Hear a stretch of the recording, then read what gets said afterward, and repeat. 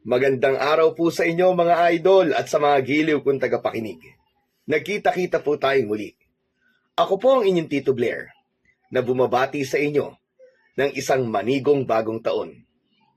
Sa araw po na ito, pakinggan po natin ang kwento ng maglolong sina Eloy at Lolo Ikong. Si Lolo Ikong ang nag-aruga kay Eloy buwat ng maaksidente ang mga magulang nito at namayapa. Isang mabait at batang puno ng pangarap si Eloy, pero pakiramdam niya ay parang laging may kulang. Naghahanap siya ng ibang mapagkakaabalahan dahil naiinip siya sa kanilang lugar na wala man lang siyang nakakalaro na katulad niyang bata. Ngunit isang araw, may bata siyang makikilala na kanyang magiging kaibigan at kalaunan ay babago sa pananaw niya sa kanyang buhay. Sino ang batang ito? At ano ang magiging papel nito sa ating kwento? Samahan po natin ang pakikipagsapalaran ng dalawang batang magkaibigan na haharapin ang lahat ng elemento at mga aswang na nais magasik ng lagim sa kanilang baryo at para makuha na rin ang hustisya na matagal nang hinahanap ng misteryosong bata. Ngunit bago po ang lahat mga idol, huwag naman po nating kalimutan mag-subscribe at i-hit ang notification bell sa aking YouTube channel na The Voice Addict para sa mas marami pang makapigil hiningang kwentong aswang at katatakutan mula sa mundo ng kababalaghan. Umpisahan na po natin ang kwento. Sa isang liblib na baryo na matatagpuan sa lupain ng Mindanao, ay nakatira ang maglolong sina Ikong at Eloy. Si Lolo Ikong ay isang mahusay na albularyo na tumanda na sa kanyang tungkulin. Simula noong kabataan nito ay mulat na siya sa mga hindi pangkaraniwang bagay, gaya ng mga multo, engkanto, lamang lupa, aswang at iba pa. Lumalaban ito sa mga masasamang nilalang at magaling din itong manggagamot ng kanilang lugar. Si Lolo Ikong ay kilala din sa kanilang baryo bilang isang napakabait at mapagbigay na matanda. Sa kabila ng kanyang katandaan, hindi nagbabago ang kanyang malasakit sa kapwa. Bukod sa kanyang kabaitan, si Lolo Ikong ay maunawain din. Kahit nagkakamali ang mga tao o bata sa kanya, imbis na pagalitan, tinuturuan niya ang mga ito ng tamang asal at binibigyan ng pangalawang pagkakataon. Samantala, si Eloy naman ay edad 15 anyos. Ulila na siya dahil sabay na naaksidente ang kanyang mga magulang noong siya ay sanggol pa lamang. Naiwan ito sa pangangalaga ng kanyang Lolo Ikong. Eloy! Papihira kang bata ka! Namumuro ka na sa akin ha! Akala mo ba hindi ko alam ang ginagawa mong pagtakas-takas sa gabi? Po, hindi naman po Nako, huwag mo nang subukan magsinungaling pa sa akin. Papunta ka pa lamang nakailang babalik-balik na ako. Pero Lo, wala naman po akong ginagawang masama Basta. Kung maaari huwag ka nang umalis na walang paalam. Delikado ang ginagawa mong yan. Hindi mo alam kung ano ang pwedeng mangyari sa iyo sa dilim. Kaligtasan mo lamang ang iniisip ko, iho. Kaya wag nang matigas ang iyong ulo. Wala naman po nangyayari sa akin, Lolo Saka paminsan-minsan lang naman po ako. Nagpapahangin lang naman po ako sa labas. Makinig ka na lamang sa akin, Eloy. Yung ginamot ko sa kabilang baryo kagabi, biktima ng aswang. May aswang na gumagala. Abay, maniwala ka sa akin. Napatotohanan ko yun dahil sa uri ng sugat na ginamot ko. Hindi yun pangkaraniwang sugat lamang. Mga sugat yun mula sa hiwa ng kuko at pangil ng aswang. Aswang? May aswang po sa kabilang baryo? Pero Lolo, hindi naman po ako naniniwala sa mga ganun Kasi wala pa po ako nakikitang may tunay na aswang. Totoo po ba sila? Parang hindi naman po. Sa tingin ko, mabangis na hayop lang po ang umatake ron sa ginamot nyo, Lolo. Aswang man o hayop, delikado pa rin ang gumala sa masusukal na gubat. Kilalang kilala kita, Eloy. Madalas kang nawawala at doon nagpupunta. Naghihigpit lang ako sa'yo dahil na rin sa mga nangyayari. Lolo, pumupunta lang naman po ako dun paminsan-minsan para manguha po ng mga kahoy eh. Minsan po, nanguhuli rin po ako ng mga ibon gamit po ang tirador ko. Di ba nga, nito nakaraang araw masarap po ang ulam natin? Dahil po yun sa gala na ginawa ko. Ay nako! Yan ka na naman sa pagdadahilan-dahilan mo eh. Tumanda na ako sa lugar na ito, Apo. Alam ko na kung may panganib o wala. Kung may kalaban o wala. Mas mabuting sundin mo na lamang ako kaysa magaya ka ron sa sinabi kong nabiktima sa kabilang barangay. Opo, ano pa nga bang magagawa ko? Kapag sinabi niyo namang dito lang ako sa bahay natin, hindi na ako nakakaalis o nakakalabas. Wala naman po akong pagpipilian eh. Tumalikod na ang binatilyong si Eloy sa kanyang lolo. Kinuha niya ang kanyang tirador at kunwaring abala sa pag-aayos nito. Medyo nagtatampo kasi siya dahil naghihigpit na naman ang kanyang lolo kahit wala naman siyang ginagawang mali. Aminado siyang pasaway minsan pero kahit kailan hindi siya lumalabag sa utos ng matanda. Ilang segundong katahimikan, nagpasya si Lolo Ikong na lapitan ang apo upang ipaliwanag pa rito ang ibang mga bagay. Apo, makinig kang mabuti kay Lolo ha.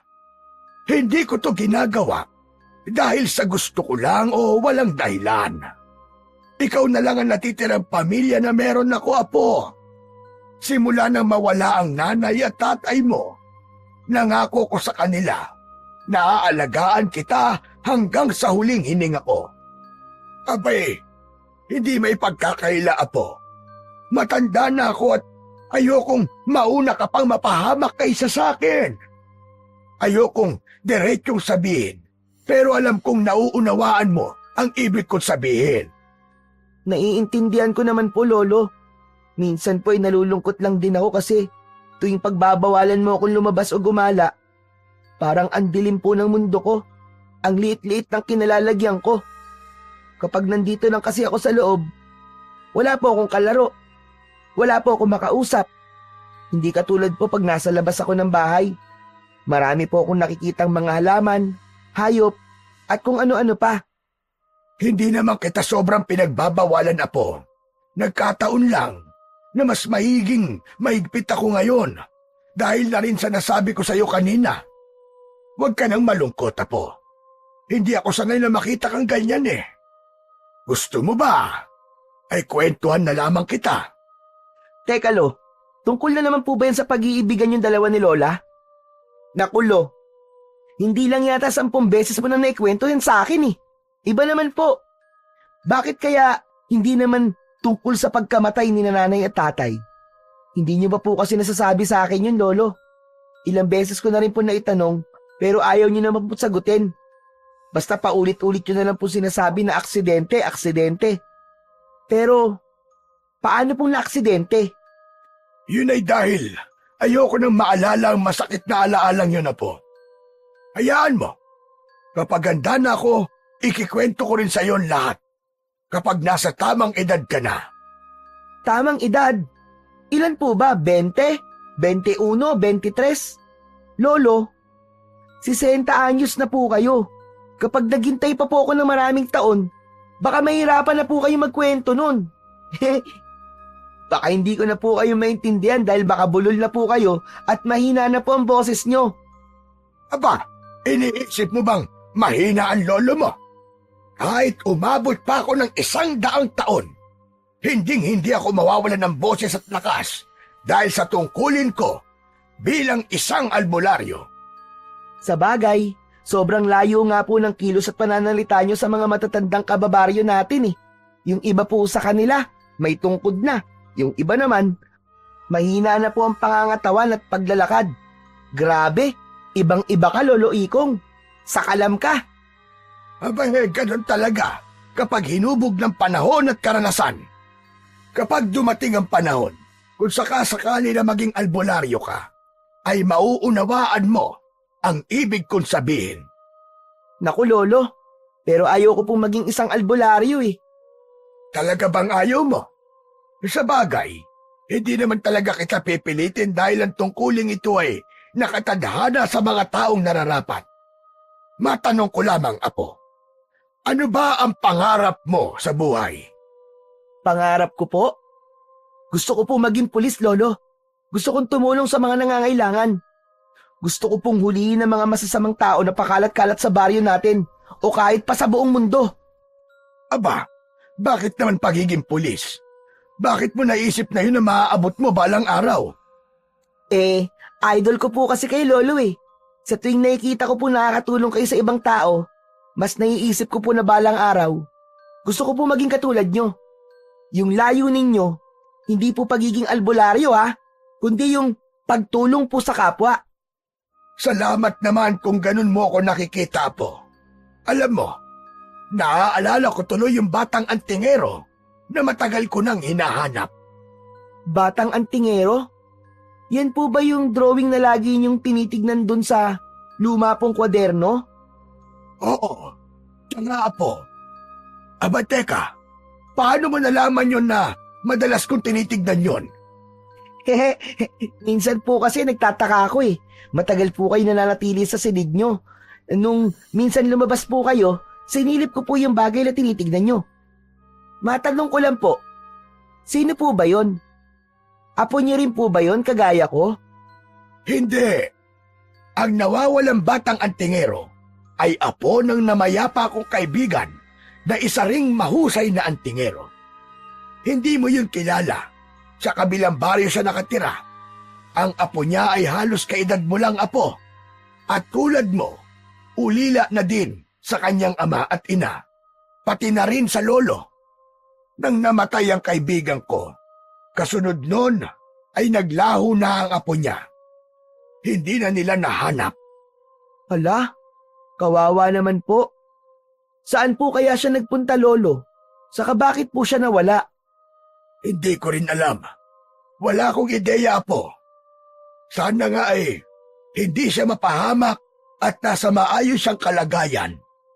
Nakakalungkot naman po. Maski pala ganun din ang nangyari sa akin. Yung namatay si nanay at tatay, maswerte pa rin po ako kasi magkasama po tayo. Inalagaan niyo po ako at pinapalaki ng maayos. Abay, nadali mo.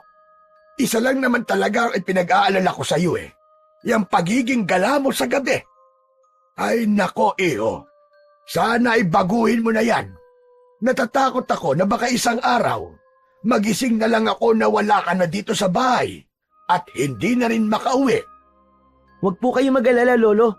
Nag-iingat naman po ako Pero Lolo, yung bata, bakit niyo po tinatawag na antingero? Ano po ba ang ibig sabihin nun? Ang pagiging antingero ay ang pangungulekta o di kaya naman ay pagkakaroon ng malalakas na sandata laban sa mga masasamang nilalang o elemento.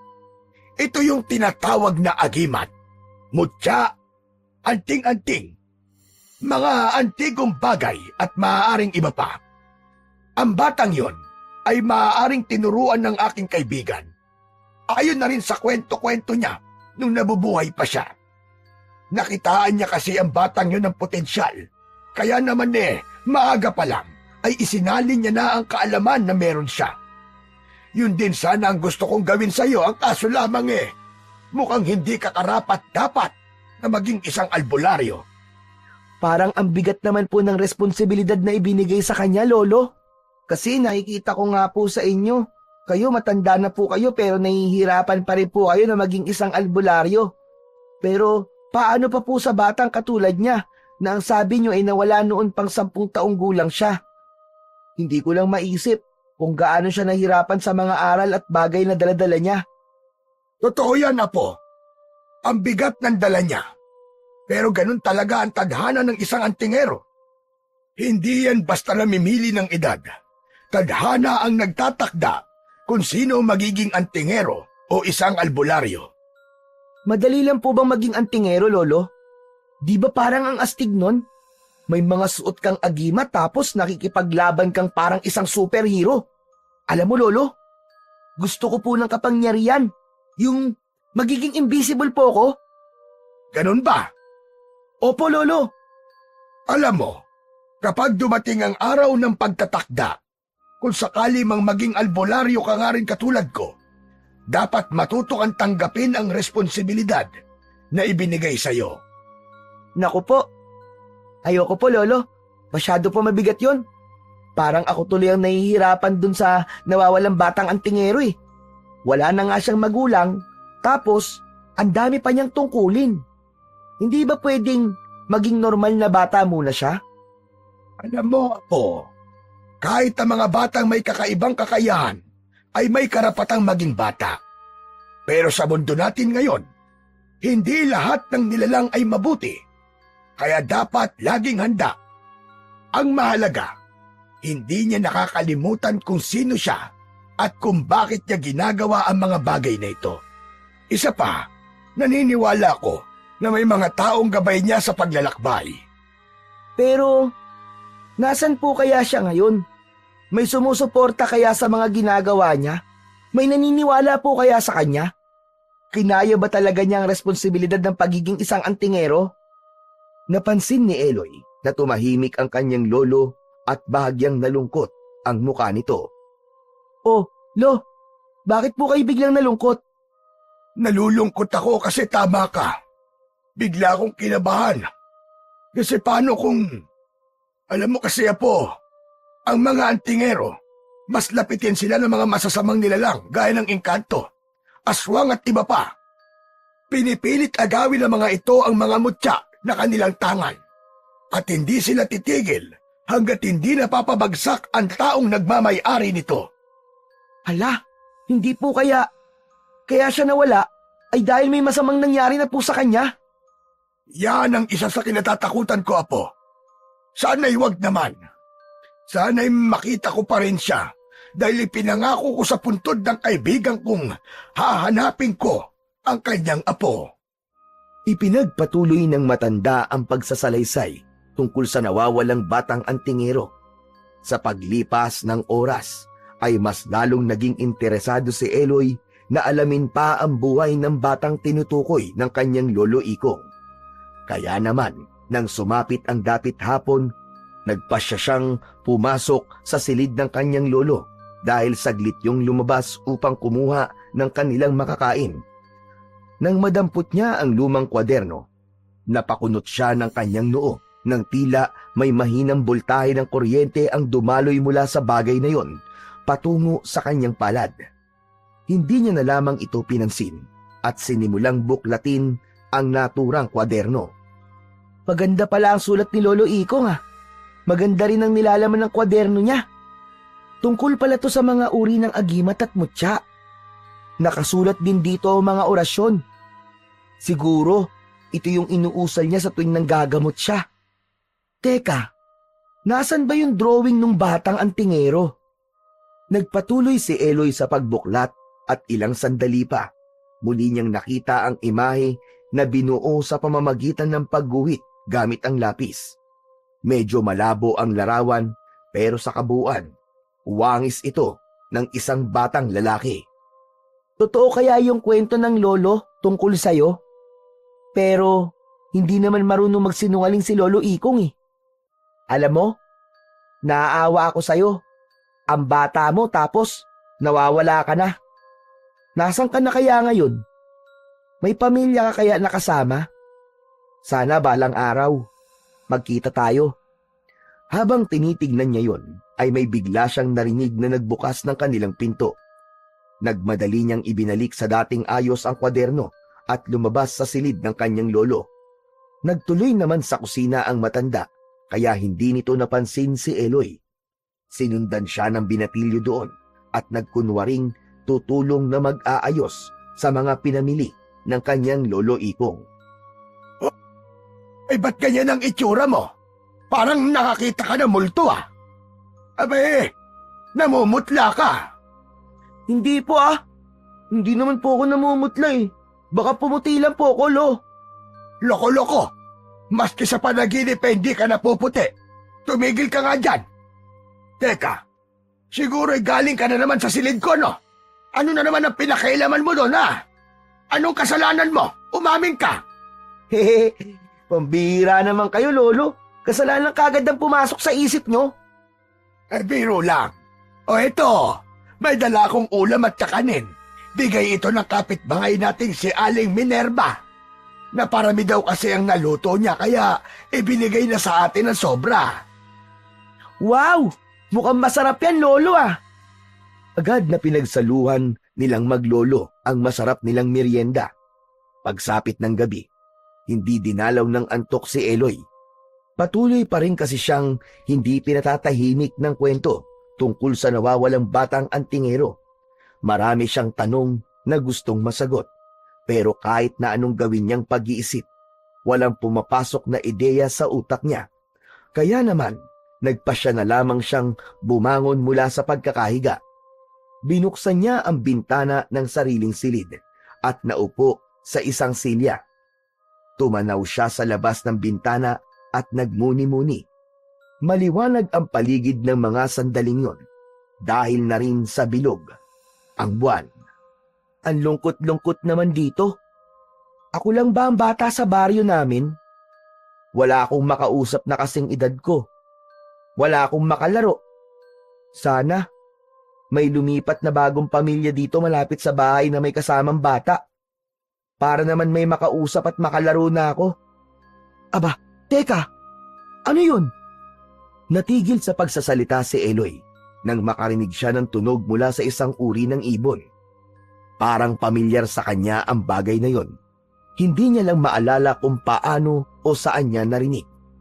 Sunod-sunod ang ginawang tunog o huni ng ibon na yon. Minsan humihina, minsan naman ay lumalakas. Inilibot ni Eloy ang kanyang paningin mula sa malaking puno ng mangga. Napagmasdan niya ang isang kulay itim na ibon. Pulang-pula ang mga mata ng ibon na yon. Ang nagpakaba sa bata ay diretsyong nakatingin sa bahay nila, ang naturang ibon. Teka, naalala ko na. Ganyan-ganyan ang itsura ng ibon na alaga ng aswang. Ayon sa kwento ni Lolo. Huh? Naku, akala mo takot ako sa'yo. Humanda ka sa aking ibon ka. Lilityunin kita. Marahang kinuha ni Eloy ang tirador na nakatago sa ilalim ng papag na hinihigan niya. Nang mahawakan yon, sunod siyang kumuha ng isang piraso ng bato na magsisilbing bala ng kanyang tirador. Iniangat niya ito at itinutok sa ibon. Dahan-dahan niyang hinila at nang may sapat ng puwersa, pinakawalan niya ang balang bato. Sapol! Grabe! Ang galing mo talaga, Eloy! Wala kang kakumpas-kupas! Hindi maipinta ang galak sa mukha ng bata dahil tinamaan niya ang naturang ibon. Bumagsak ito sa lupa at kasabay nun, nawala na rin ang ingay na nagmumula rito. Para makasiguro siya, nagpasya si Eloy ng sandaling yon na lumabas ng kanilang bahay upang tingnan ito. Nang makarating malapit sa puno, napakunot siya ng noo dahil wala na roon ang katawan ng ibon. Hala, saan napunta yun? Dito lang yun bumagsak ah. Di ako pwede magkamali. Tinamaan ko yun at dito bumagsak. Nakapagtataka naman. Bakit biglang nawala? Hinanap pa yun ni Eloy, ngunit lumipas na lang ang halos 5 minuto ay hindi niya pa rin ito natagpuan. Napakamot na lamang siya ng ulo bago magpasyang bumalik sa kanilang bahay. Sandaling inilibot ng bata ang kanyang paningin dahil biglang nagtayuan ang kanyang mga balahibo. Pakiramdam niya kasi ay may mga matang nakatingin sa kanya. Hindi nga siya nagkamali dahil nang mabaling ang tingin niya sa malaking puno ng akasya. Sa likod nun ay may tila nagtatagong nilalang. May kadiliman man ay kitang-kita niya ang pares ng pulang mata na nakatitig sa kanya. Dahil doon, nakaramdam siya ng takot kaya naman kumaripas siya ng takbo pabalik sa loob ng kanilang bahay. Nang makabalik sa loob ng silid, agad niyang isinara ang nakabukas na bintana. Sandali pa siyang napasandal sa pader ng kwarto at napahawak sa dibdib dahil sa labis na pagtipok ng kanyang puso na parang mga kabayong nagkakarirahan. Teka, aswang ba yung nakita ko? Baka nga alaga niya yung ibon na napatay ko. Naku, kawawa naman. Nasapul ko yung alaga niya. Sorry kang aswang ka. Sana wag kang magalit ha. Sana maintindihan mo kung bakit ko ginawa yun. Kung sino ka man. Pagsabi niya nun, ay muli na siyang umakyat sa kanyang kama at nagdesisyon na ipagpatuloy ang kanyang pagtulog. Ayaw niya nang paulit-ulit na isipin ang mga nangyari. Makalipas lang ang ilang minuto, unti-unti na siyang nilamon ng mahimbing na tulog. Kinabukasan, nagising si Eloy sa ingay ng kanyang lolo. Pabalik-balik kasing naglalakad ang mga yabag at malalakas. Dahan-dahan siyang bumangon at lumabas ng kanyang kwarto. Nakita niya ang kanyang lolo na nag-aayos ng kanyang bag. Nakapantalon ito at nakasuot ng lumang jacket. Tila naghahanda sa isang mahalagang lakad. Olo, saan po kayo pupunta? May nagpatawag sa akin sa katabi nating baryo. Naalala mo yung nakwento ko kahapon tungkol sa ginamot ko dahil inatake daw ng aswang. Nasundan pa ang pangyayaring yon. May inatake na naman ng aswang at nasugatan. Lo, bakit kailangan pa nila kayong ipatawag? Wala po bang ibang albularyo sa lugar nila? Mamaya, baka mapano po kayo ron eh. Wala namang magaganap na paglaban sa mga aswang, apo. Pupunta ko ron upang tulungan sila, imbestigahan at usisain ang mga nangyari. Aalamin lang namin kung sino ba ang mga aswang na nanggugulo ron. Kaya huwag ka mag-alala. Malakas yata ton lolo mo. Kayang-kaya ko pa to. Kalabaw lang ang tumatanda. Tandaan mo yan. Alam ko naman po yun, Lolo. Natatakot lang po ako para sa kaligtasan nyo. Marami na po kayo na gamot at tutulungan. Pero ang isang aswang, parang nakakatakot po silang kalaban. Sanay na rin naman ako, apo. Kung gusto mo, sumama ka sa akin para hindi ka na rin mag-alala pa. Para masaksihan mo rin kung paano ako maghanap ng aswang. Naku, ayoko po. Nakakatakot naman po yun, Lolo. Dito na lang po ako sa bahay natin. Tatapusin ko na lang po yung bagong tirador na ginagawa ko. O sige, kung ayaw mo sumama ay ayos lang naman. Basta ang bilin ko ha. Walang gagala kung saan-saan. Kung lalabas ka man ng bahay, diyan ka lang sa tabi, malapit sa mga kababaryo natin. Hindi kita mababantayan kaya sana pakaingatan mo ang sarili mo, apo. Patango na lang ang naging tugon ni Eloy dahil ayaw niyang mangako sa lolo ikong niya. May iba siyang naiisip gawin at hinihintay lamang na makaalis ang matanda.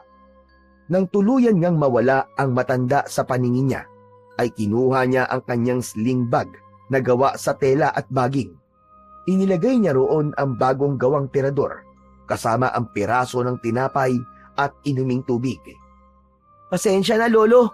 Hindi ko kaya magkulong sa bahay natin. Gagala muna ako at malay mo. Makasungkit ako ng pang-ulam natin mamaya.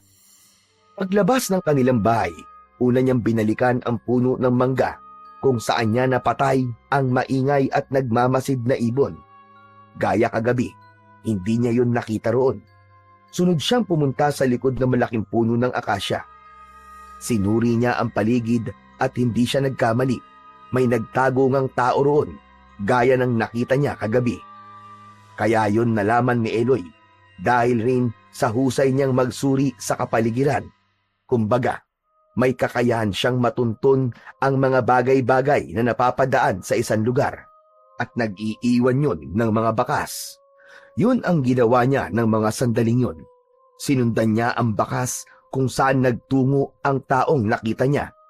Yun nga lang, pagdating malapit sa malaking sapa ay nawala na ang mga bakas. Ano yun? Lumangoy siya sa sapa? O kaya naman tumawid? Sayang. Gusto ko pa namang malaman kung sino siya. Malakas ang kutob kong aswang siya. Sunod na nagtungo si Eloy sa masukal na gubat ng kanilang baryo. Marahan siyang naglakad at nagmasid upang maghanap ng ibon na pwede niyang tiradurin. Hindi naman lahat ng ibon ay pinapatay niya dahil alam niya naman kung alin doon ang makakain at alin ang hindi. Ilang sandali pa, napangiti siya nang mapagmasdan ang isang malaking uri ng ibon na nakadapo sa puno ng nyog. Ayos!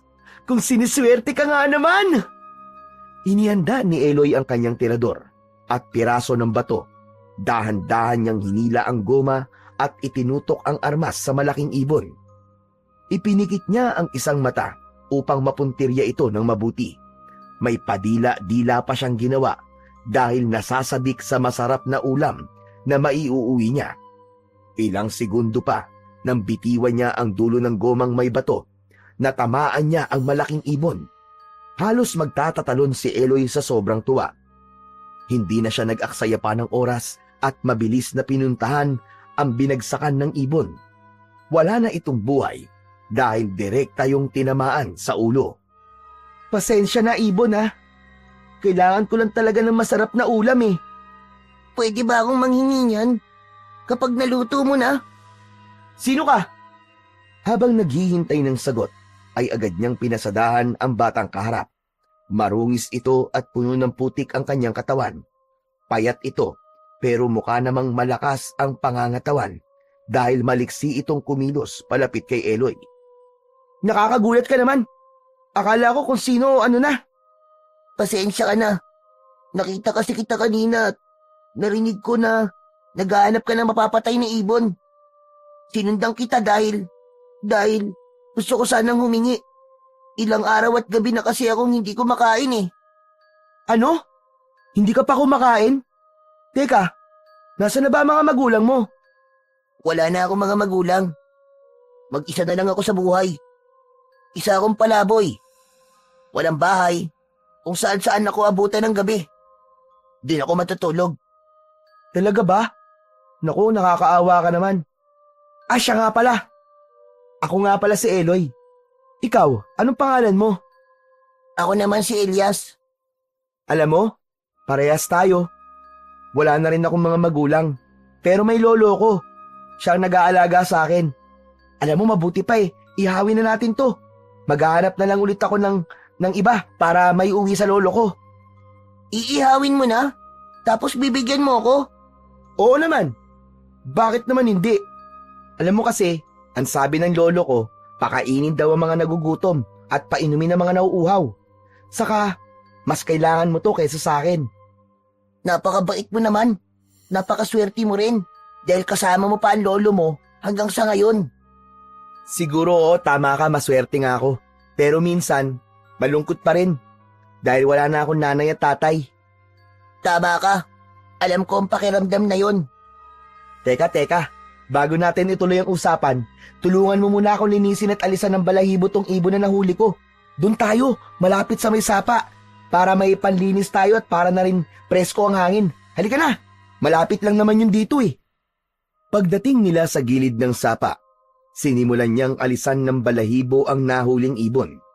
Matapos malinis ang ibon, ay naghanda naman si Eloy ng panggatong. Gamit ang 2 piraso ng kahoy, kiniskis niya ang mga ito upang makalikha ng friksyon na siyang magdudulot ng init at apoy. Matapos makalikha ng apoy, itinusok nila ang ibon sa payat na kawayan at sinimulang ihawin. Habang umiikot ang ibon sa apoy, napansin ni Eloy ang kasamang bata.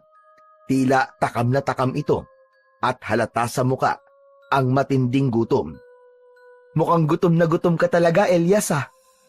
Konting tiis na lang at maluluto na ito. Oo, Eloy. Mukha kasing masarap eh. Sa amoy pa lang natatakam na ako. Matagal na akong di nakakakain ng ganyang kasarap. Ngumiti si Eloy at inisip kung gaano kahalaga ang simpleng pagkain para sa batang ito. Naisip niyang sa kabila ng kanilang sitwasyon, may mga bagay pa rin na maaaring ipagpasalamat. Nga pala, kung di mo mamasamain, pwede bang malaman kung saan ka nakatira dati? Malapit lang dito. Hindi rin ako masyadong lumalayo dahil hindi ko naman lubos na kabisado ang probinsya natin eh. Ikaw, pwede ko bang malaman kung saan ka nakatira? Gaya mo, hindi rin ganun kalayo ang bahay namin ni Lolo rito. Nilakad ko lang ang papunta dito. Mabuti ka pa, may nauuwi ang bahay. Samantalang ako, Napansin ni Eloy ang lungkot sa tinig ni Elias nang sabihin nitong wala siyang nauuwi ang bahay. Naisip niyang sa kabila ng kanilang pagkakaiba, pareho silang may mga pinagdadaanan sa buhay.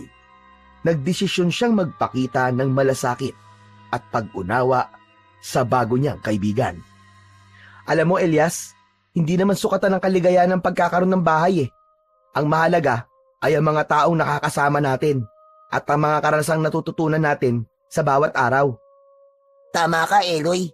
Pero minsan, hinahanap ko rin ang pakiramdam ng may tahanan at pamilya. Naiintindihan ko. Kung gusto mo, maaari kitang ipakilala kay Lolo Ikong. Baka matulungan ka niya at mabigyan ng pansamantalang tirahan. Nako, wag ka na mag-abala pa, Eloy. Mas sanay naman na ako sa labas at sa lansangan. Ganun ba? Oh, mukhang luto na tong litsyong ibon natin ah. Halika, paghatian nating dalawa. Meron din akong baong tubig dito kung nauuhaw ka. May tinapay rin ako kung gusto mo. Ipares natin sa inihaw na ibon eh. Maraming salamat talaga, Eloy. Tatanawin ko malaking utang na loob ang pagpapakain at pagpapainom mo sa akin. Ay nako, wag na Elias. Sabi nga ng lolo ko, kapag tumulong ka, wag ka na raw maghihintay ng kahit na anong kapalit. Masaya na akong makita kang makakain at makainom ng tubig. Dahil sa mga sinabi ni Eloy, hindi maiwasan ni Elias na mapangiti. Natutuwa siya sa kapwa bata na napalaki ng maayos ng sinabi nitong lolo. Ilang sandali pa, nilantakan na nila ang inihaw na ibon habang patuloy na nagkwekwentuhan at nagtatanungan tungkol sa kanilang mga buhay-buhay. Gaya ni Elias, makikita rin ang saya sa mukha ni Eloy dahil sa wakas, nagkaroon na siya ng kausap na tulad niyang bata. Ang ikinakatuwa niya pa, mukhang magiging matalik niya itong kaibigan. Nga pala Elias, may isa pa akong tanong. Sige, ano yun, Eloy?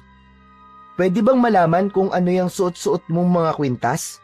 Kanina ko pa kasi pinagmamasdan eh. Wala lang, parang kakaiba kasi sa paningin. Ngayon lang kasi ako nakakita ng mga ganyan eh. Ah, ito ba? Bigay ito ng lolo ko nung nabubuhay pa siya. Ang bagay na to, ang nagiging gabay at proteksyon ko sa tuwing maglalakbay ako sa iba't ibang lugar. Ano ka mo? Gabay at proteksyon? Ano yun? Parang agimat ba? Oo, tama ka, Eloy. Parang ganun nga. Wow! Alam mo, ang gaganda ng mga agimat mo. Parang magandang suotin. Hindi maiwasang mamangha ni Eloy dahil sa mga tinuran ni Elias. Pinagmasdan niya muli ang mga kwintas na sinasabing agimat. Isa doon ang labis niyang nagustuhan. Hugis bilog ang bagay na yon, nakakulay ng isang ginto. May imahe yon na parang triangulo at may parang mata sa bandang gitna. Bukod doon, kapansin-pansin ang mga letrang nakaukit sa pinakagilid ng kwintas. Mga simbolong hindi maintindihan ni Eloy. Sa totoo nga niyan eh, marami pa akong ganito. Mahilig kasi ako mangolekta, lalo na nung nabubuhay pa ang lolo ko. Siya kasi ang nagturo sa akin kung paano ito nakukuha eh, nagagamit at kung ano ang kaya nitong gawin. Ibig sabihin, parang may powers ka? Parang ganun na nga, Eloy. Alam mo, Elias, para kang si Lolo Ikong. Mahilig din siya mangolekta ng mga bagay na may kakayahan o parang may kapangyarihan.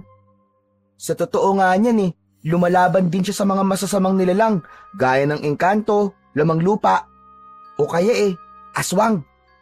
Teka, base sa mga sinabi mo, isang albularyo ang lolo mo. Oo, at hindi lang isang albularyo, kundi magaling na albularyo. Nakakatuwa naman. Alam mo ba, ang tingero naman ng namatay kong lolo.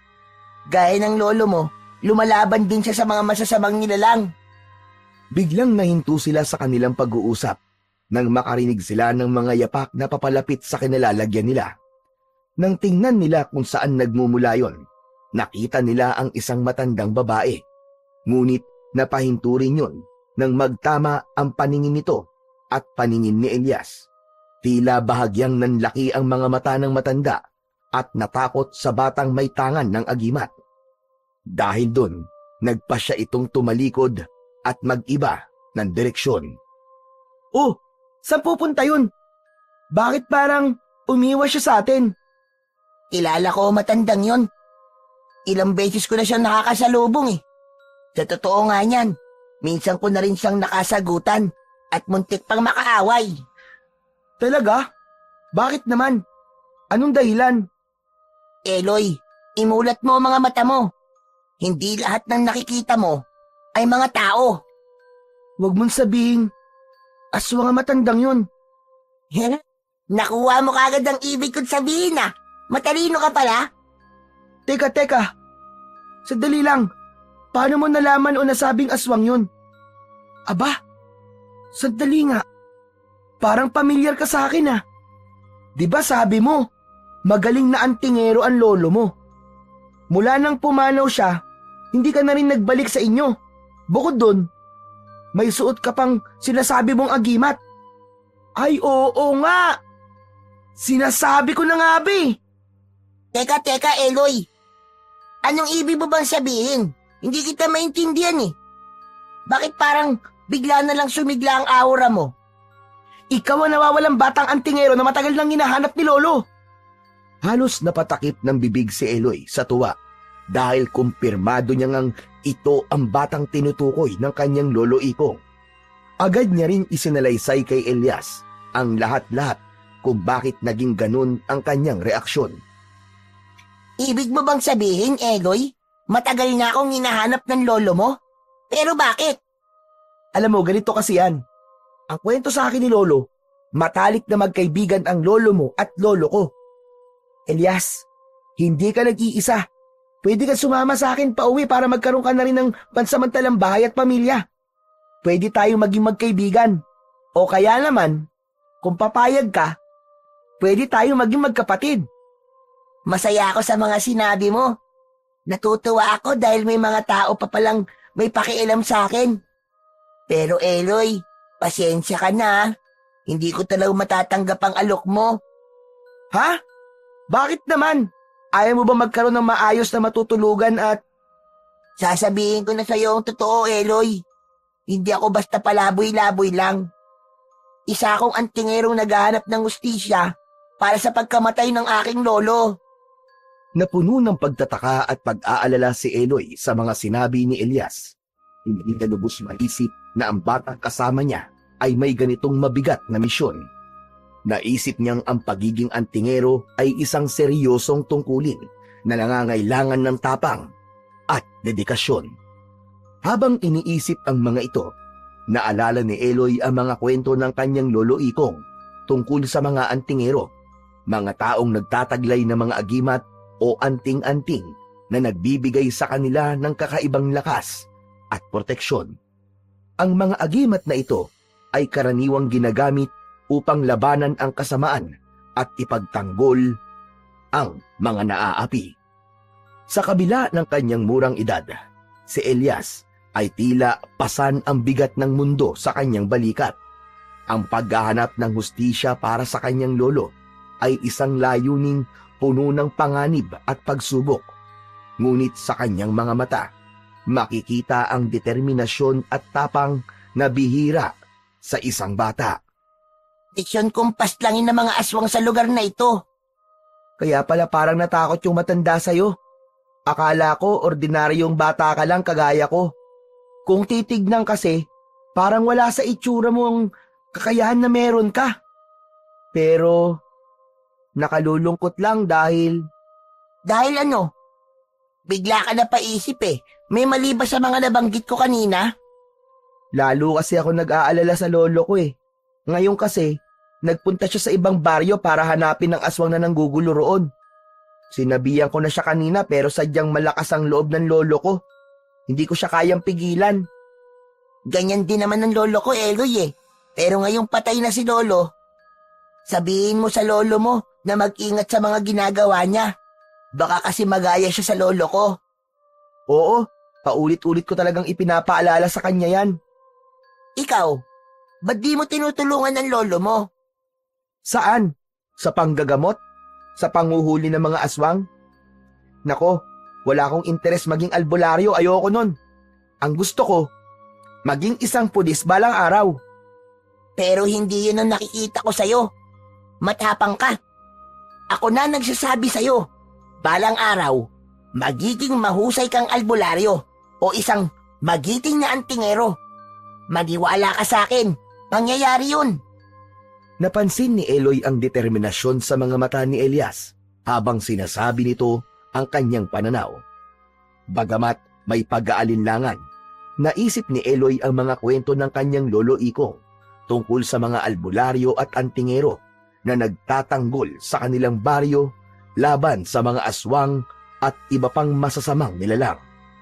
Alam niyang ang landas na ito ay puno ng panganib, ngunit ang posibilidad na makatulong sa iba ay nagbigay sa kanya ng bagong pag-iisip.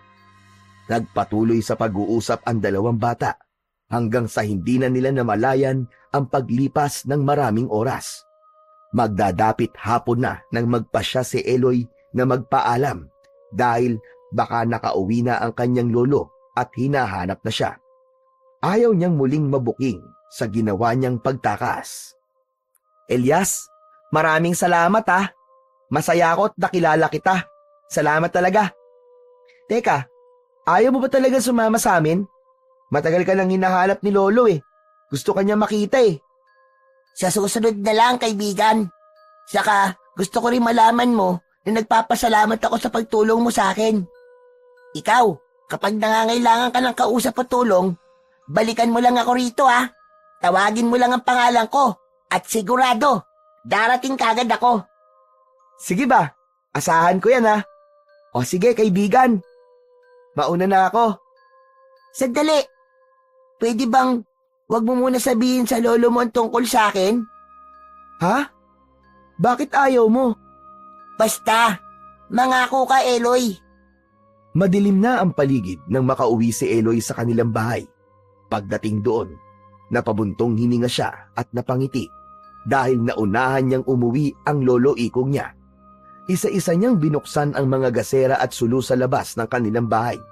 Inihanda niya rin sa lamesa ang natirang inihaw na ibon na kinain nila ni Elias kanina. Marami pa kasing sobra doon, kaya naman nagpa siyang iuwi ang tira. Nagsaing na rin siya at naghugas ng mga plato. Lumipas ang mga oras, panay ang linga ni Eloy sa labas ng kanilang bahay. Dahil ng mga sandaling yon, hindi pa rin nakakabalik ang kanyang lolo. Bakit kaya ginabi ng todo ngayon si Lolo? Parang kinakabahan ako ah. Ay, naku naman. Umuwi na sana siya. Di ako makakatulog nito sa sobrang pag-iisip eh. Tinakpan na muna ni Eloy ang mga pagkaing nasa lamesa para hindi siya makaramdam ng pagkainip. Nagpasya siyang lumabas na muna ng bahay at naupo sa mahabang silya na naroon. Inilapag niya roon ang sling bag at saka inilabas ang kanyang tirador. Habang inaayos ito, muli siyang nagmasid sa paligid. Tahimik na ng mga sandaling yon, maliban sa mga huni ng insekto na maririnig sa buong kapaligiran. Wala rin siyang masyadong matanaw na mga kabaryo dahil sadyang magkakalayo o hiwa-hiwalay ang mga bahay na nakatayo roon, kabilang ang kanila. Maya-maya pa, hindi maiwasan ni Eloy na muling tumanaw sa masukal na gubat ng kanilang baryo. Pakiramdam niya kasi ay may mga mata na nakatingin sa kanya. Lolo, ano ba? Umuwi ka na, natatakot na po ako. Sana naman, hindi ka napalaban sa mga aswang o kaya inalagay sa kapahamakan.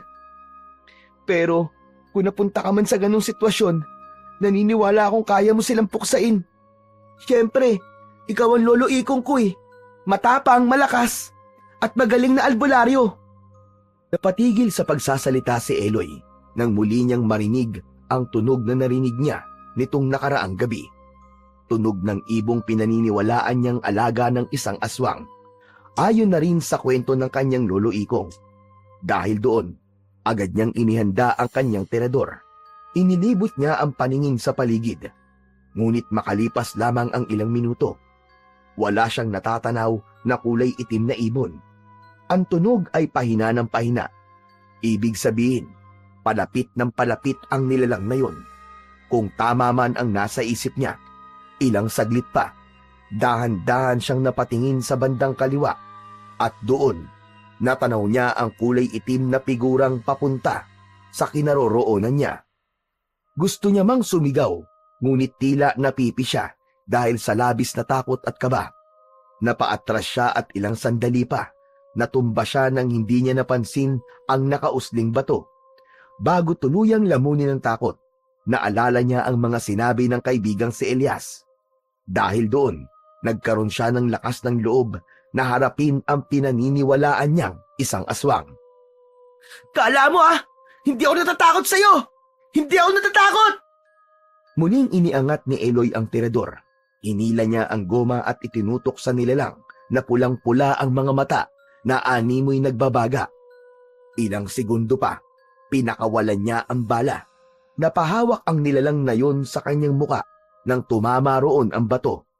Halos mapaungol pa ito dahil sa sakit na nararamdaman. Napatayo at napangiti si Eloy. Muli siyang dumampot ng mga bato at sunod-sunod na pinatamaan ang naturang aswang. O ano?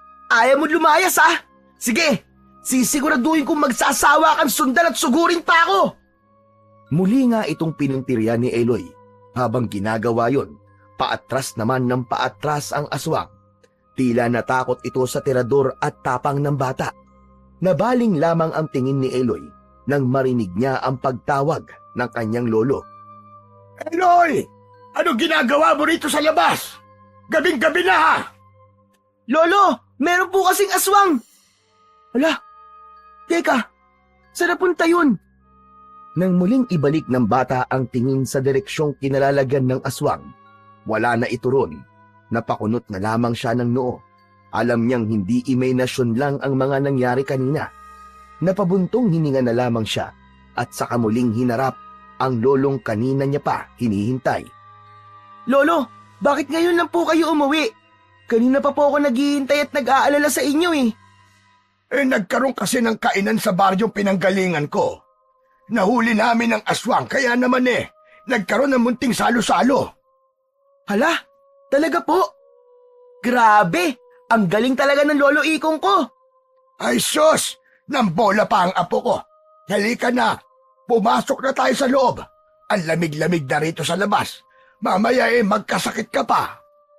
Tumango si Eloy bilang pagsang-ayon. Bago tuluyang pumasok sa loob, sandali niya pang pinagmasdan ang kapaligiran sa labas. Seryoso siyang nagmasid roon. Alam niyang hindi lang basta naligaw ang aswang na yon, kundi may dahilan kung bakit siya nito inaatake. Mabuti na lang at nagkaroon na siya ng lakas ng loob. Nang isasara na niya ang pinto, muli niyang narinig ang tunog ng kulay itim na ibon. Ngunit sa pagkakataon na yon, ay hindi na mahina kundi palakas ng palakas. Indikasyon na lumalayo na ang naturang nilalang. Dahil doon, lalong napangiti si Eloy. Kinabukasan, maagang nagising si Eloy. Balak niyang puntahan muli ang kaibigan sa gubat. Yun nga lang, hindi siya makaalis-alis dahil walang lakad ang kanyang lolo. Ilang beses niya pa itong tinanong kung wala ba itong pupuntahan. Ilang beses din itong tumugon ng wala. Wala siyang nagawa kundi ang magmukmok sa loob ng kanilang bahay habang inaayos ang tirador. Muli niyang naalala ang aswang na lumapit sa kanya kagabi. Iniisip niyang hindi yun nagkataon lamang. Alam niya rin sa sariling wala siyang nagawang kasalanan para balikan siya ng aswang. Ilang saglit pa, pumasok sa isip niya ang lolong si Ikong. Hindi siya nag-atubili na lumapit dito at magtanong. Lolo, hindi po ba't ilang araw na po kayo naghahanap ng mga aswang na nanggugulo sa ibang baryo? Siguro naman, napapalaban din po kayo sa kanila minsan. Matanong ko lang po sana, may pagkakataon po ba na pwede nila kayong balikan? O parang gantian po? Oo naman, hindi malabong mangyari yon. Bakit? May nagpaparamdam bang aswang sa bahay natin? May napansin ka bang kakaiba? Wala naman po. Iniisip ko lang kasi yung sinabi nyo kagabi na nahuli nyo na aswang sa baryong yon. Baka kasi magalit yung ibang kalahi ng aswang na yon at tayo naman ang puntahan. Huwag kang mag-alala, apo. Kung mangyari man yon, Hindi ako papayag na magalaw o masaktan kanila. Kayang-kaya kitang ipagtanggol. Naku lolo, kahit hindi na po. Maniwala po kayo sa akin. Kayang-kaya ko na po ngayon ang sarili ko. Madaling sabihin ang ganyang pananaw. Pero maniwala ka sa akin, Apo. Kapag nakaharap ka ng isang aswang, ay baka maihi ka pa sa salawal mo. Hindi kaya lolo. Kagabi nga meron akong, baka yun ang mangyayari lo. Base po kasi sa mga kwento nyo, mukhang nakakatakot po ang mga aswang eh. Talagang nakakatakot nga, Apo. Gusto mang isalaysay ni Eloy sa kanyang lolo ang paglabang ginawa niya sa mga aswang kagabi. Ngunit hindi niya maituloy dahil nag-aalala siyang baka lalong maghigpit ang matanda sa kanya. Ayaw niyang mangyari yon dahil ayaw niyang mawalan ng kalayaan, lalo na ngayon na nagkaroon na siya ng batang kaibigan. Ayaw niyang mapigilan ang mga pagkakataong pwede niya itong makita o makausap. Makalipas ang ilang oras, nakapag-isip na ng paraan si Eloy upang mapuntahan niya ulit si Elias. Napansin niya kasing maagang natutulog ang kanyang lolo. Yun ang gagamitin niyang pagkakataon para lumabas at magtungo sa masukal na gubat. Kaya naman nang sumapit na ang gabi at makatulog na ang matanda, pasimple siyang tumakas, bit-bit ang kanyang terador. Nang mga sandaling yun, bit-bit niya rin ang isang maliit na sulong nagsisilbi niyang liwanag sa madilim na gubat. Naging sapat naman yun dahil kahit paano ay nabibigyan rin ng liwanag ang paligid niya dahil sa bilog na buwan. Makalipas lamang ang ilang oras, narating niya ang sapa kung saan nakausap ng matagal si Elias. Lugar din yun kung saan niya ito mas nakilala at nakasabay na kumain ng inihaw na ibon na nahuli niya nung nagdaang araw. Elias! Elias! Nandito na ako! Nasaan ka? Pumunta ka na rito, Elias! Gagawa na ako ng apoy! At yun na nga ang ginawa ng bata. Itinusok niya muna ang sulu sa lupa at gumawa ng isang bonfire upang magkaroon ng sapat na init sa gabing malamig. Habang nakaupo sa malapad na bato, hindi niya maiwasan na muling magmasid sa paligid. Pilit niya mang itago, pero ang totoo, nakakaramdam pa rin siya ng takot, lalo na't mag-isa siya ng mga sandaling yon. Lumipas pa ang mga oras, lumalalim na ang gabi. Muli niyang tinawag ang pangalan ni Elias, ngunit wala pa ring pagtugon at wala pa ring nagpapakita sa kanya. Naisipan niyang manghuli ng isda. Pagkalipas lamang ng ilang sandali, ay nakahuli na siya kagad ng 2 piraso. Inihaw niya ito sa nagbabagang apoy. Maya-maya pa, nakarinig siya ng mga yapak na papalapit sa kinaroroonan niya. Elias? Ikaw na ba yan? Huwag ka lalapit sa akin! Huwag ka lalapit sa akin! Napatayo at napahawak sa tirador si Eloy. Mabilis niya yung nilagyan ng bato at itinutok sa matandang babae na nagbalak noon na lumapit sa kanila at sinasabing aswang yon ayon sa kaibigan niyang si Elias. Parang takot na takot ka. Gusto ko lang naman makahingi ng makakain. Ay nahuli kang isda. Abay pwede naman akong makahingi. Gusto mang kitang bigyan, pero hindi ba't isa kang aswang? Hindi ako papayag na makalapit ka sa akin at kahit na ano. Para saktan ako. Naniniwala ka sa kaibigan mo. Nakita mo ba ang wangis ko? Mukha ba akong aswang, iho? Nandito ako para humingi ng makakain. Ang balita ko kasi, mabait ka sa mga nagugutom at nauuhaw. Hindi ka aswang? Sigurado ka? Kung aswang ako, iho, kanina pa kita sinugod at kinain. Oo nga no. O sige kung ganun, maupo ka malapit dyan sa apoy. Pero huwag ka munang lalapit sa akin ha. Hindi pa ako sigurado kung nagsasabi ka ng totoo. Salamat. Walang problema, iho. Ang gusto ko lang talaga ay makakain ako. Gutom na kasi ako eh. Nang makaupo ang matanda, inabot ni Eloy ang isa pang inihaw na isda rito. Bukod doon, Binigyan niya rin ito ng maiinom na tubig.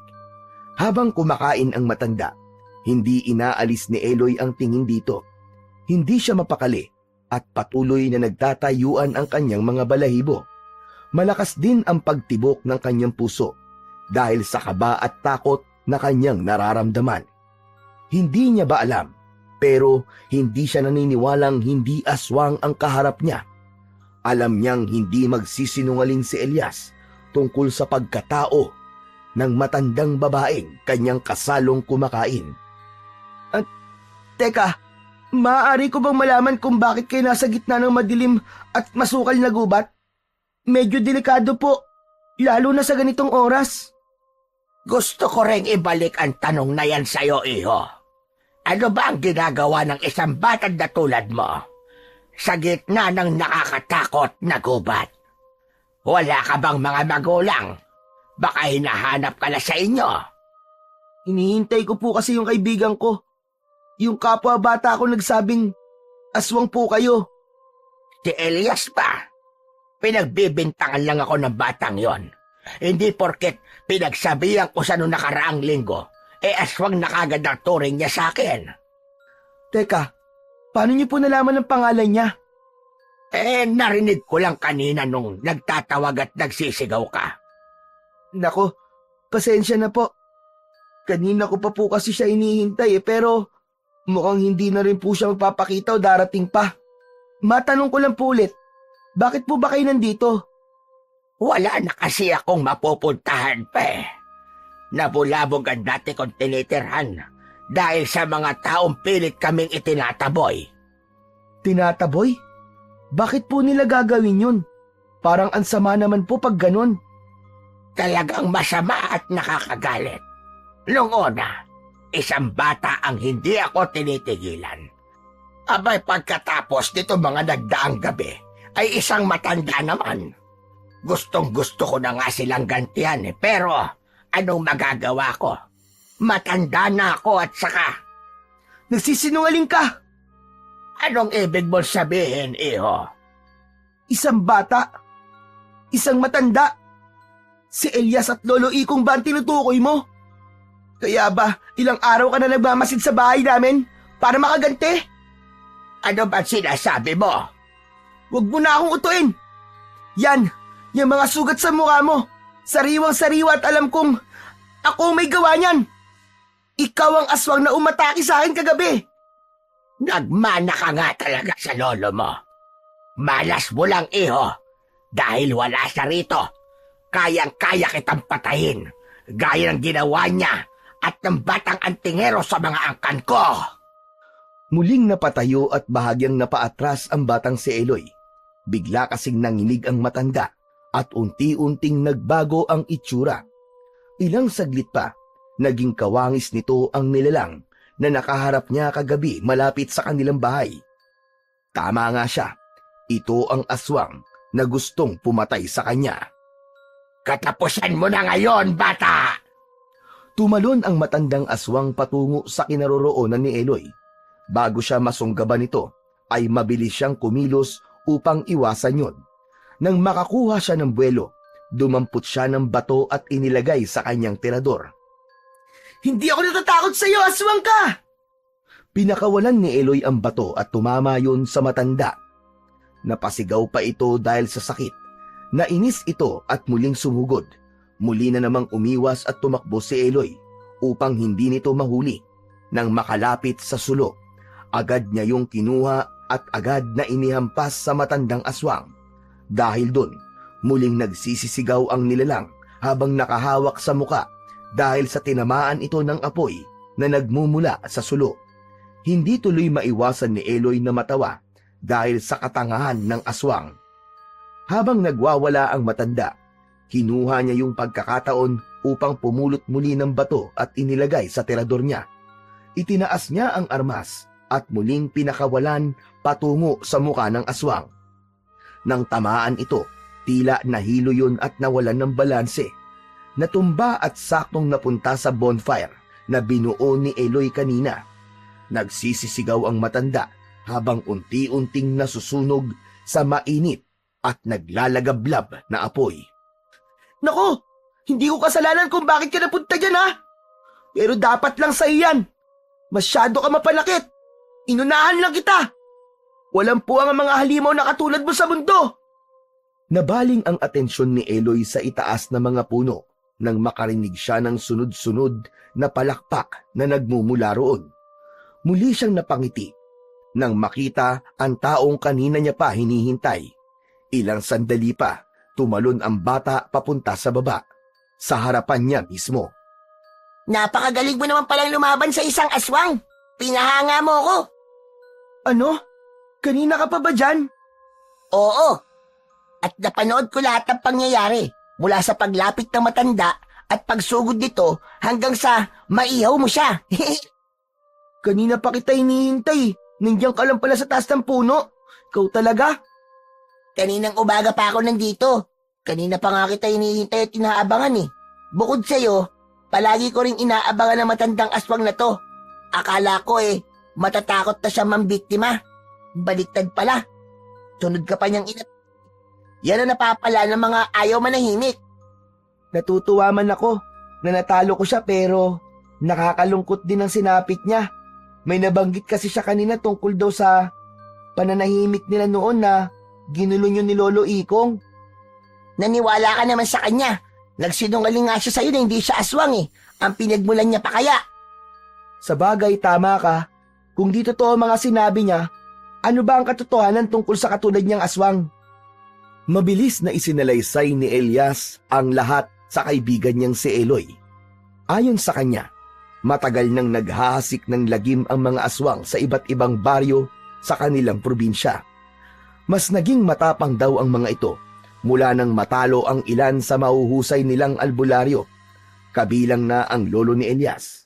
Kaya nga nangako siya na bago tapusin ang tungkulin bilang antingero, uubusin niya muna ang pakalat-kalat na mga aswang at para makamit niya rin ang sinasabing hustisya. Ayokong masayang ang karunungan na ipinamana ng lolo ko sa akin. Gusto ko, kung nasan man siya ngayon, ay maging masaya siya sa tungkulin na ipinagpatuloy ko. Alam mo, sigurado akong masaya ang lolo mo. Akalain mo yon, na natili kang maging matatag kahit wala ka ng kasama sa buhay. Kung ako nasa kalagayan mo, baka matagal na akong sumuko sa buhay. Siguro, nasanay na lang ako dahil na rin sa mga aral ni lolo. Hindi naman ako magiging ganito kung hindi niya ako hinubog at Bakit? Anong meron? huwag ka na munang maingay. Bukod sa atin, may iba pang nandito. Mukhang may kasama matandang aswang na napaslang mo. Gaya ni Elias, napamasid sa paligid ang nagtatakang si Eloy.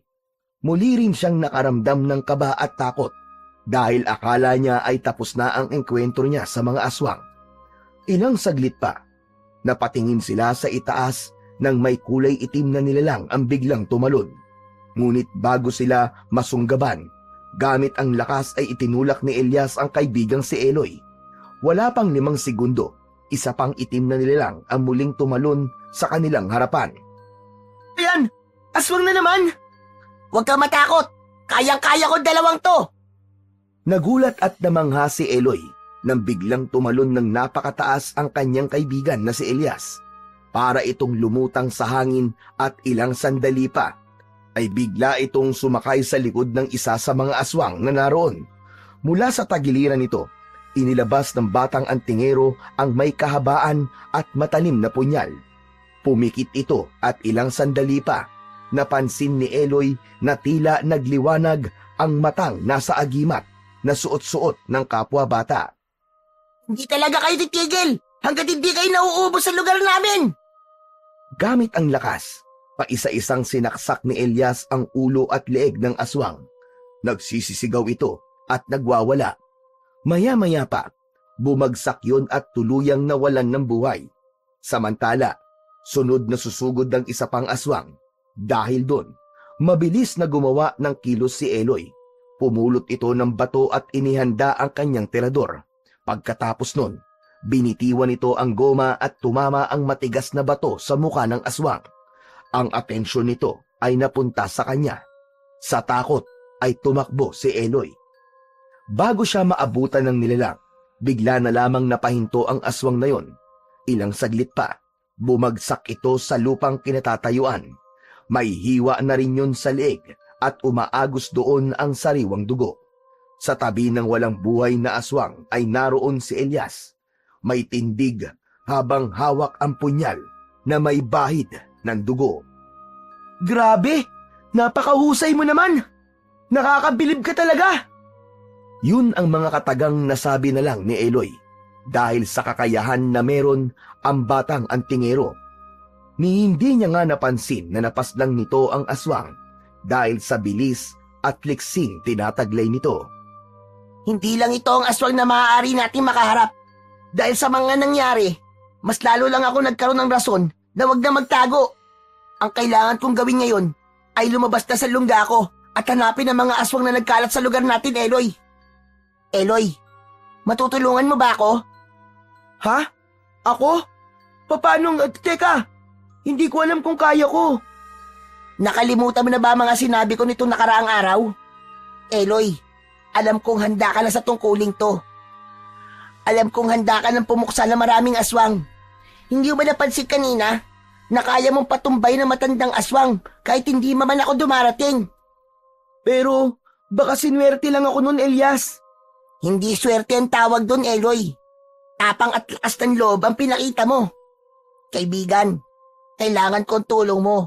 Kailangan natin magtulungan para tuluyang mapuksa ang mga nanggugulong aswang. Maaasahan ba kita, kaibigan? Ikaw nga ay naniniwala sa kakayahan ko. Bakit ako hindi? Tama ka. Handa na ako sa ganitong bagay. Handa na ako lumaban sa kasamaan. Iniabot ni Elias ang kanang palad kay Eloy upang makipagkamay rito. Tinanggap naman yun ng isa bilang pagsang-ayon sa kanyang layunin at misyon. Bago umuwi si Eloy, naglaan pa sila ng halos 1 oras upang makapag-usap. Sa tingin mo, dapat ko bang sabihin kay Lolo ang gagawin natin? Kung ako ang tatanungin mo, wag na. Wag na natin bigyan ng dahilan upang mag-alala pa ang lolo mo. Ayoko matulad ka sa akin na lagi akong binabantayan at pinoprotektahan. Na sa huli, ang lolo ko pa rin ang napahamak at nawala. Sa bagay, may punto ka. Bale, ganito na lang ang gagawin natin. Tuwing gabi, tatakas ako sa bahay ni Lolo. Dito na lang tayo magkita. Dito na lang tayo laging mag-uumpisa sa pagpuksa sa mga aswang. O sige, dito na lang kita laging hihintayin, ha? Matapos makapag-usap, nagpasya nang umuwi ng bahay nila si Eloy. Pagdating doon, marahan niyang binuksan ng pinto at dahang-dahang naglakad papasok ng kanyang kwarto. Napahinga siya ng maluwag dahil hindi napansin ng matanda ang kanyang pagtakas na ginawa. Nang makahiga siya, mabilis itong dinalaw ng antok. Kinabukasan, maaga ring nagising si Eloy. Pagpunta ng kusina, nakahanda na roon ang almusal na niluto ng kanyang lolo Ikong. Nang maupo siya sa harap ng lamesa, hindi maiwasan na magtanong ng matanda dahil bakas sa mukha niya ang pagkapuyat. Natulog ka ba kagabi, Apo? Bakit parang puyat na puyat ka? Parang pagod din ang katawan mo. Lo, medyo hindi lang po ako nakatulog. Marami po kasi akong iniisip eh. Ano ka mo? Iniisip? Abay, gaya naman ng ano? Gaya po ng pag-aalala ko po sa inyo. Hindi po ba? Gabing-gabi na po kayo nakakauwi nitong mga nakaraang araw. Sobra na po ako nag-aalala nun, Lolo. Ilang gabi ko na pong iniisip yon. Huwag ka nang mag-alala. Simula ngayon, hindi na ako aalis ng bahay. Hindi na muna ako tatanggap ng imbitasyon mula sa ibang baryo. Mukhang tama ka. Kailangan na lagi kita makakasama at nababantayan. Po? Naku po, Lolo. Hindi niyo naman po kailangan gawin yun eh. Sa totoo nga po yan eh. Okay na po pala ako. Siguradong makakatulog na po ako ng maayos mamayang gabi. Kahit na po, napag-isip-isip ko rin na masyado na ako matanda. Dapat inilalaan ko na lamang ang natitirang oras ko para sa'yo. Hindi natin alam. Baka bukas o sa makalawa mamaalam na pala ako. Ha? Mamaalam? Bakit saan po kayo pupunta para magpaalam, Lolo? Niliteral mo naman Ang ibig kong sabihin ay... Tigil na po. Mabuti pa wag na po kayo magsalita ng ganyan, Lo. Hindi po kayo mamamaalam, Lo. Ay, Lolo naman Mas lalo po ako nalulungkot Sinasabi ko lang sa iyo ang realidad, Apo. Hindi natin kontrolado ang panahon. Ipagdarasal ko nga na sana bago ko mawala, maging pulis ka na. Gaya ng pinapangarap mo sa buhay. Nang sabihin ng matanda yon, sandaling natahimik at napaisip ang batang si Eloy. Natatanong niya tuloy ang kanyang sarili kung gusto niya pa bang maging pulis. Medyo nagbago na kasi ang pananaw niya, lalo na nang makilala niya ang kaibigang si Elias. Binigyan siya nito ng inspirasyon na sumunod sa yapak ng kanyang lolo Ikong. Sa paglipas ng mga oras, nagpatuloy sa pag-uusap ang maglolo. Sadyang iniiba na lang din ni Eloy ang usapan upang hindi malaman ng kanyang lolo ang muling pagtakas-takas na ginagawa niya tuwing gabi. Pagsapit ng gabi, yun na nga ang nangyari. Nang makatulog na ang kanyang lolo, ay palihim at marahan siyang lumabas ng kanilang bahay. Makalipas ang halos 1 oras, muli siyang nakabalik sa pinag-usapang tagpuan at doon naabutan niya ang naghihintay na si Elias. Handa ka na ba? Hindi pwedeng matapos ang gabing to nang wala tayong napapatay o napupuksang aswang. Handang-handa na ako, Elias. Sinimulan na ng dalawa ang paggalugad sa gubat na yon. Nang walang makita ay tumuloy sila sa isang liblib na lugar. Doon sila muling nakatagpo ng aswang. Palaging sabik si Eloy na makitang ginagamit ni Elias ang kanyang mga agimat. Manghang-mangha siya sa ginagawa nitong mga kilos. Napakalakas ng kapangyarihang tinataglay nito. Kaya nitong magbigay ng bilis, liksi, lakas, tapang at marami pang iba. Mga bagay na nagagamit ni Elias upang tapusin kahit pa ang pinakamalalakas na mga kalaban. Nasundan ang gabing yun. Sa tuwing makakatulog ang lolo Ikong nito, ay siya namang pagtakas muli ng batang si Eloy. Sa bawat gabi ng kanilang pagkikita, higit sa 3 aswang ang napupuksa nila. Kaya naman, unti-unti ring nagkakaroon ng kapayapaan sa kanilang lugar. Gaya ng mga unang laban, manghang-mangha pa rin si Eloy sa kaibigan niyang si Elias. May pagkakataon pa nga na muntik nang makagat si Eloy ng aswang, ngunit mabilis at malakas yung nasipa ni Elias para itong liwanag na biglang sumusulpot sa madilim na gabi. Nang matapos sa 10 gabi ng kanilang misyon, nagpasya ang dalawa na ipagdiwang ang kanilang maliit ngunit masayang tagumpay. Tamang-tama lang din dahil nakahuli ng 2 malalaking ibon si Eloy gamit ang kanyang tirador. Gaya nung una nilang pagkikita, inihaw niya yun na talaga namang nagdudulot ng mabangong amoy. Nang maluto nga, ay agad nila yung nilantakan. Ang lakas pala talaga ng agimat na suot-suot mo, no? Marami nang ipinakilalang mutya ang lolo Ikong ko, pero ibang-iba ang bagay na dala mo. Bilib na bilib talaga ako sa'yo, Elias. Talaga? Alam mo, mabisa ito kasi nagmula ito sa di pangkaraniwang lugar. At ako lang ang nagmamay-ari nito sa probinsya natin. Bakit? Saan nyo ba nakuha ang agimat na yan? Maniniwala ka ba, Eloy, kung sasabihin ko sa yung nagmula ito sa baryo ng mga aswang? Ano ka mo? Baryo ng mga aswang? Nakakatakot naman sa lugar na yun. Pakiramdam ko lahat ng nakatira doon aswang. Ibig bang sabihin nun lumaban muna kayo sa napakaraming aswang bago nyo nakuha ang agimat na yan? Oo, ganyan na nga. At talagang nahirapan kami ni Lolo na makuha ito. Sa pagkakaalam ko, hindi ito pagmamayari ng mga aswang o kahit sinong Pilipino. Ayon kay Lolo, dala ito ng mga mananakop na minsan ang tumuntong sa lupain natin. Kumbaga malayong lugar talagang pinagmulan nito. Hindi na ako magtataka. Kung titignan mo, ibang mga salita at simbolo nakasulat dyan. Matanong ko lang din, Elias, anong pakiramdam kapag suot-suot mo yan? Normal lang. Parang wala namang kakaiba Saka lang naman kasi ito gagana kapag kailangan ko na. Halimbawa, sa tuwing may makakaharap tayong aswang, ay para na ako nitong binibigyan ng kakaibang lakas, liksi, bilis, At kung ano-ano pa. Anong parang ang sinasabi mo? Talagang binibigyan ka ng mutya na yan ng kapangyarihang malakas pa sa mga mutyang nakita ko dati. Gusto mo bang masubukan? Gusto mo bang isuot? Ha? Ibig sabihin ipapahiram mo sa akin? Papayagan mo akong isuot ang bagay na yan? Bakit naman hindi? Naniniwala ako sa kakayahan mo at saka Nang mga oras na yon ay nasa baryo na sila ni Eloy. Doon nila plano na magrondang dalawa at maghanap ng aswang.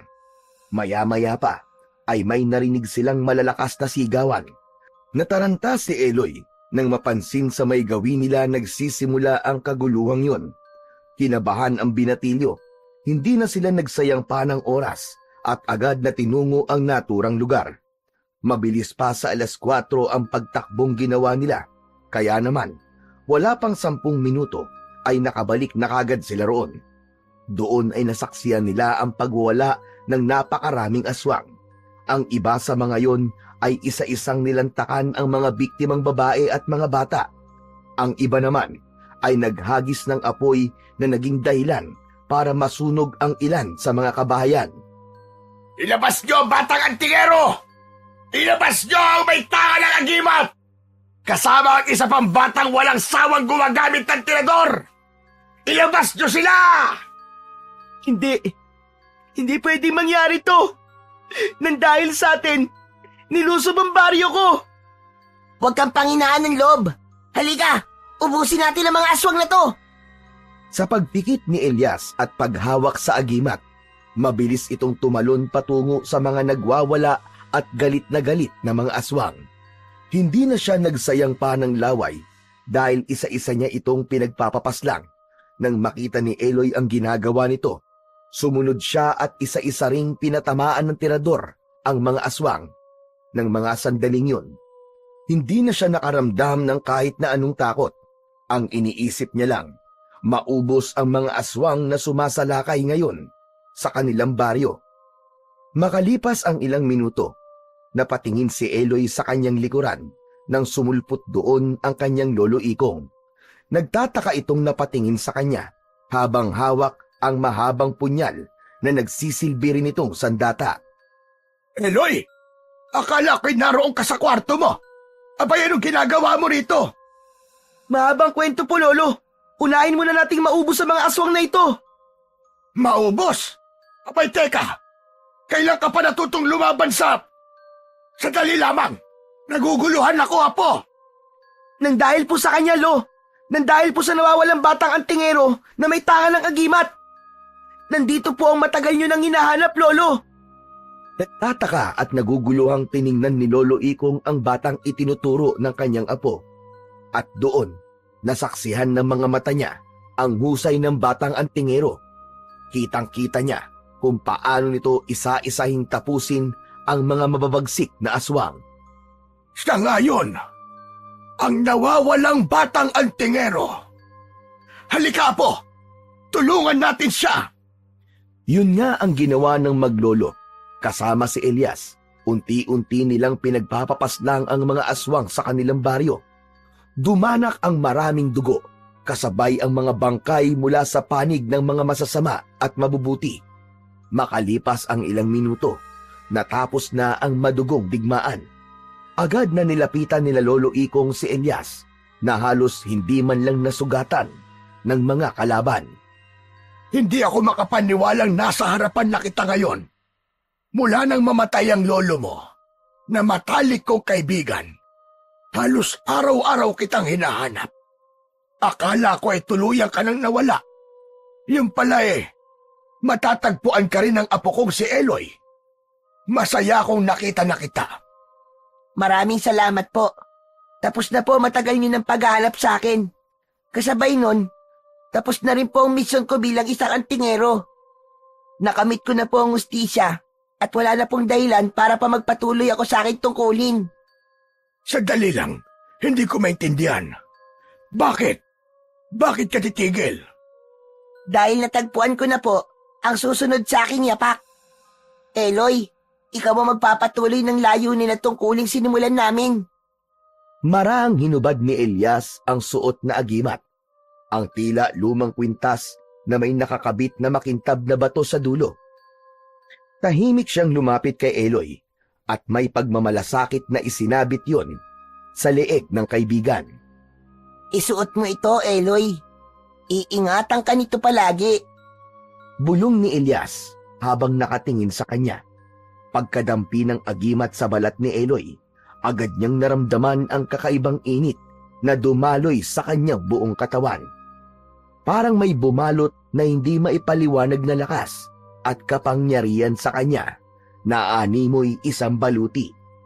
Naramdaman niyang biglang gumaan ang kanyang pakiramdam at tila nawala ang takot at pangamba sa kanyang dibdib. Nakangiti si Elias habang pinagmamasdan ang kanyang kaibigan. Tinapik din siya ni Eloy sa balikat. Yan. Bagay na bagay sa'yo, kaibigan. Elias, bakit mo ibinigay sa akin ang agimat mo?